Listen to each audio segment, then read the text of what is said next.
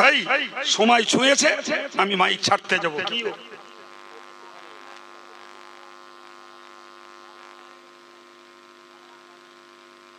ভাই দুটো মশলা লিখেছে, একটা হলো ঈদগাহে জানাজা পড়া যাবে কিনা। ভাই এ ব্যাপারে ফোকাহে কেরামদের ভিতরে বিতর্ক রয়েছে। কেউ বলেছেন ঈদগাহ মসজিদের সমতুল্য, ফলে ঈদগাতে জানাজা নামাজ না পড়া উচিত। আবার কেউ বলেছেন যে না, ঈদগাহ মসজিদের সমতুল্য নয়, ফলে জানাজা পড়লে পড়া যাবে। জি, তো এই রকম বিতর্কের জায়গায় দাঁড়িয়ে যদি সুযোগ থাকে তাহলে ঈদগাহটাকে এড়িয়ে অন্যত্র জানাজা করা ভালো। যদি মনে করেন সুযোগ নাই, সেখানেও আরেকটা চেষ্টা করা ভালো, যে লাশটাকে বাইরে রেখে মুসল্লিরা ভেতরে দাঁড়াবে, ঈদগার বাইরে রেখে চেষ্টা করা ভালো।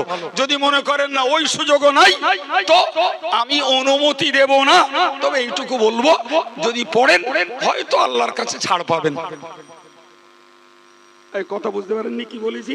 জি, আর একটা কথা লিখেছে যে চেয়ারে বসে।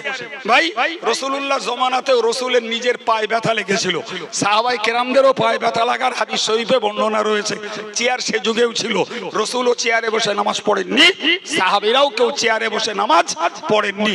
একটা লোক হাঁটছে, ধাচ্ছে, খাচ্ছে, ঘুরতেছে, বাজারে যাচ্ছে, বাজার করতেছে, নামাজ পড়ার সময় চেয়ার বাবু। জি, চেয়ারে বসে নামাজ পড়ার ইসলামী কোন বিধান সরাসরি মুফতিরা দেননি। যদিও বাংলাদেশের কোন কোন বক্তা চেয়ারে নামাজ পড়ার পক্ষে কথা বলছেন, ইউটিউবে কথাগুলো ছড়াতে পারে, কিন্তু অধিকাংশ দায়িত্বশীল আলেমেরা চেয়ারে নামাজ পড়ার বিপক্ষে। আপনার অবস্থা যা, ওইটাই আপনি মুফতির কাছ থেকে শুনে নেন, নিয়ে সেই মতো নামাজ পড়ুন। আপনি দাঁড়িয়ে নামাজ পড়ুন, দাঁড়াতে পারেন, বসতে পাচ্ছেন না, কি আছে, আপনি দাঁড়িয়ে নামাজ পড়ুন। যদি মনে করেন যে রুকু বন্ধ করতে পারি, সিজদা করতে পাচ্ছি না, হয় সামনে একটা উঁচু টুল লাগান, টুলে সিজদা করুন। যদি মনে করেন সেটা সম্ভব নয়, হাত রেখে এতে সিজদা করুন। কথা বুঝতে পারছেন না? জি, বসে বাবুগিরি করা চলবে না। এরপরে কেউ যদি ফতোয়া না মানে, নাই মানতে পারলো, সেই আয়াত বলেছিলাম মনে আছে, নবীরে মিথ্যাবাদী বলেছে, তো কাইম সাহেবেরা যে উড়িয়ে দেবে, তার শনি মঙ্গলবার লাগবে। জি, বক্তব্য ছাড়বো।